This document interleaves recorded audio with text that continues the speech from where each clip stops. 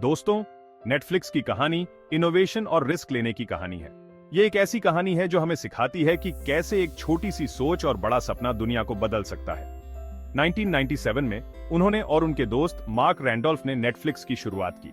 उनका सपना था कि वे एंटरटेनमेंट इंडस्ट्री में कुछ नया और अनोखा करें। वे दोनों टेक में इंटरेस्टेड थे और एक नई कंपनी शुरू करना चाहते थे। वे घंटों बैठकर आइडियाज पर चर्चा करते थे और हर बार उन्हें लगता था कि वे कुछ बड़ा कर सकते हैं।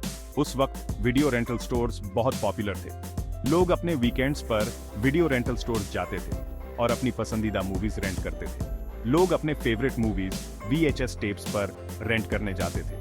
यह एक बहुत ही कॉमन एक्टिविटी थी, लेकिन इसमें कई समस्याएं भी थीं। लेकिन यह सिस्टम कन्वीनियंट नहीं था। लोग लंबी कतारों में खड़े रहते थे और कई बार उन्हें अपनी पसंदीदा मूवी नहीं मिल पाती थी। लेट फीस का भी डर बना रहता था। अगर आप मूवी समय पर वापस नहीं कर पाते थे तो आपको भारी जुर्माना भरना पड़ता था।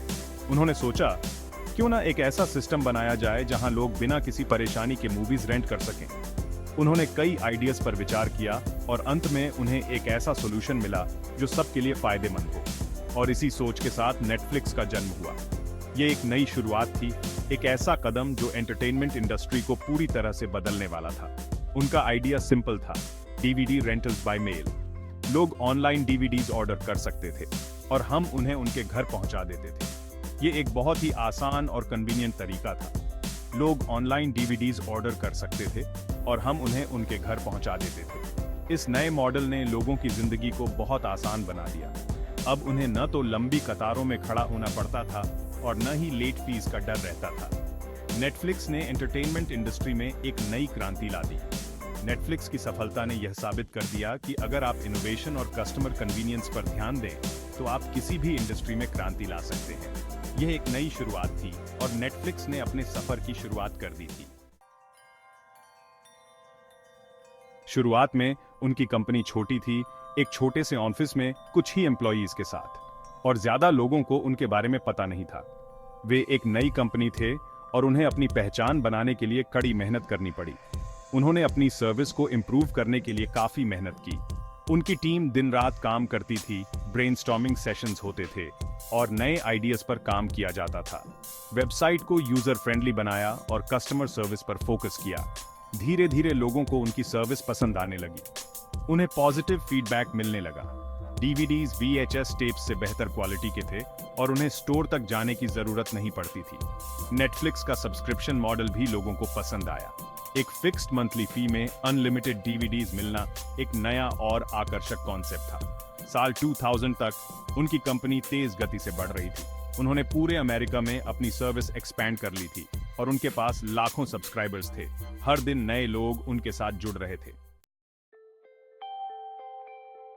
साल 2007 में टेक्नोलॉजी में एक नई क्रांति आ चुकी थी, हाई स्पीड इंटरनेट। इसने पूरी दुनिया में कनेक्टिविटी को बदलकर रख दिया।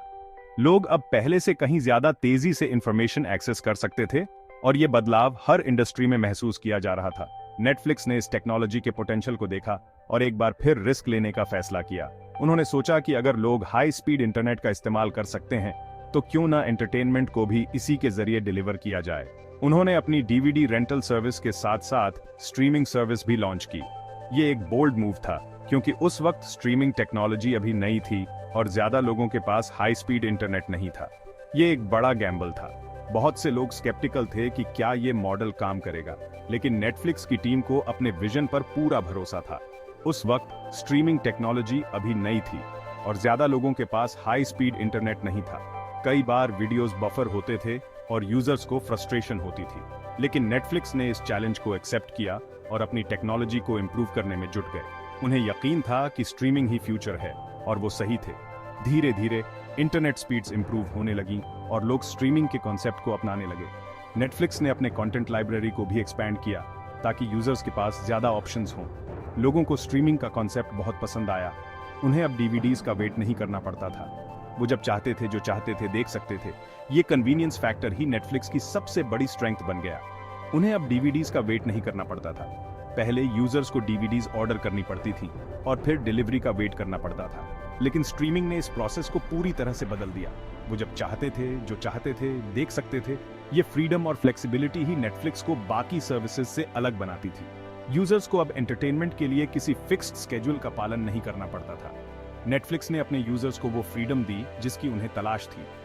चाहे वो घर पर हों, सफर में हों या कहीं और, वो अपने पसंदीदा शोज और मूवीज को कभी भी कहीं भी देख सकते थे। इस सक्सेस के पीछे नेटफ्लिक्स की टेक्नोलॉजी टीम का भी बड़ा हाथ था। उन्होंने लगातार अपनी स्ट्रीमिंग टेक्नोलॉजी को इम्प्रूव किया ताकि यूजर्स को बेस्ट पॉसिबल एक्सपीरियंस मिल सके, और इसका नतीजा ये हुआ कि नेटफ्लिक्स के सैटिस्फाइड कस्टमर्स की संख्या बढ़ती गई। लोग अपने फ्रेंड्स और फैमिली को भी नेटफ्लिक्स रेकमेंड करने लगे, जिससे उनकी यूजर बेस और भी बढ़ गई। नेटफ्लिक्स की टीम ने कोलैबोरेटिव अप्रोच अपनाई और हर डिपार्टमेंट ने मिलकर इस विजन को रियलिटी में बदलने का काम किया। उनकी हार्ड वर्क और डेडिकेशन ने ही उन्हें स्ट्रीमिंग जायंट बनाया। आज नेटफ्लिक्स एक हाउसहोल्ड नेम बन चुका है। लोग इसे सिर्फ एक एंटरटेनमेंट सर्विस नहीं, बल्कि एक लाइफस्टाइल का हिस्सा मानते हैं। और ये सब पॉसिबल हुआ उस एक बड़े रिस्क की वजह से जो उन्होंने 2007 में लिया था। नेटफ्लिक्स ने न सिर्फ एंटरटेनमेंट इंडस्ट्री को बदल दिया, बल्कि लोगों के कंटेंट कंजम्पशन हैबिट्स को भी रिडिफाइन किया। आज लोग बिंज वॉचिंग कल्चर को एंजॉय करते हैं और नेटफ्लिक्स इसका सबसे बड़ा ड्राइवर है। नेटफ्लिक्स ने यह साबित कर दिया कि अगर आप इनोवेशन और कस्टमर सेटिस्फैक्शन पर फोकस करें तो आप किसी भी इंडस्ट्री में गेम चेंजर बन सकते हैं। और यही उनकी सबसे बड़ी सफलता की कहानी है। उनकी जर्नी इंस्पिरेशन है उन सभी कंपनीज के लिए जो कुछ नया और बड़ा करना चाहती है। नेटफ्लिक्स ने दिखा दिया कि रिस्क लेना और अपने विजन पर भरोसा करना ही असली सफलता की कुंजी है। और इस तरह नेटफ्लिक्स ने अपनी एक बड़ी छूट को एक बड़ी सफलता में बदल दिया। उन्होंने न सिर्फ अपने बिजनेस मॉडल को बदल दिया, बल्कि पूरी एंटरटेनमेंट इंडस्ट्री को एक नई दिशा दी। और आज नेटफ्लिक्स का नाम सुनते ही लोगों के चेहरे पर एक स्माइल आ जाती है। ये उनकी हार्ड वर्क, डेडिकेशन और विजन का ही नतीजा है। नेटफ्लिक्स के सफर में कई मुश्किलें आईं। स्ट्रीमिंग सर्विस लॉन्च करने के बाद उन्हें टेक्नोलॉजी से जुड़ी कई चुनौतियों का सामना करना पड़ा। Internet speed, bandwidth, video quality, ये सब बड़े इश्यूज थे। कंपटीशन भी बढ़ रही थी। ब्लॉकबस्टर जैसी बड़ी कंपनीज ने भी अपनी स्ट्रीमिंग सर्विसेज लॉन्च कर दी थी। उन्हें अपनी जगह बनाने के लिए और इनोवेटिव बनने की जरूरत थी। नेटफ्लिक्स की सफलता की कई वजह हैं। यह एक ऐसा सफर है जो कई महत्वपूर्ण कदमों और रणनीतियों से भरा हुआ है। उन्होंने हमेशा कस्टमर एक्सपीरियंस को प्रायोरिटी दी। उनके लिए यह महत्वपूर्ण था कि उनके ग्राहक एक सीमलेस और एंजॉयबल एक्सपीरियंस पाएं। उनकी सब्सक्रिप्शन मॉडल सिंपल और अफोर्डेबल थी। उन्होंने यह सुनिश्चित किया कि हर कोई उनके प्लेटफॉर्म का लाभ उठा सके, चाहे वह किसी भी आर्थिक स्थिति में हो। स्ट्रीमिंग सर्विस लॉन्च करके उन्होंने फ्यूचर को अपनाया। ये एक बोल्ड कदम था जिसने उन्हें ट्रेडिशनल मीडिया से अलग किया और उन्हें एक नई दिशा में ले गया। डेटा एनालिसिस भी उनकी सफलता का एक बड़ा रीजन है। उन्होंने डेटा का उपयोग करके अपने ग्राहकों की जरूरतों और इच्छाओं को समझा। वे कस्टमर डेटा का इस्तेमाल करके उनकी पसंद समझते हैं और उन्हें पर्सनलाइज्ड रिकमेंडेशंस देते हैं। ये उन्हें एक कम्पेटिटिव एज देता है। इससे उन्हें वो कंटेंट मिलता है जो उन्हें पसंद आता है। यह पर्सनलाइज्ड अप्रोच उनके ग्राहकों को एंगेज्ड और सैटिस्फाइड रखता है। और सबसे इंपॉर्टेंट, उन्होंने ओरिजिनल कंटेंट में इन्वेस्ट किया। यह एक ऐसा क्षेत्र था जहां उन्होंने अपनी क्रिएटिविटी और इनोवेशन को शोकेस किया। House of cards, stranger things, secret games जैसे शोज ने दुनिया भर में लोगों को अपना फैन बनाया। इन शोज ने न केवल उन्हें एक ग्लोबल ऑडियंस दी, बल्कि उन्हें एक कल्चरल फिनोमिनन भी बनाया।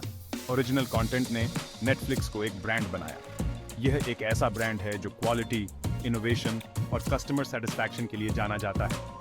उनकी जर्नी अभी भी जारी है और वे हमेशा अपने ग्राहकों के लिए बेहतर अनुभव लाने के लिए कमिटेड रहेंगे।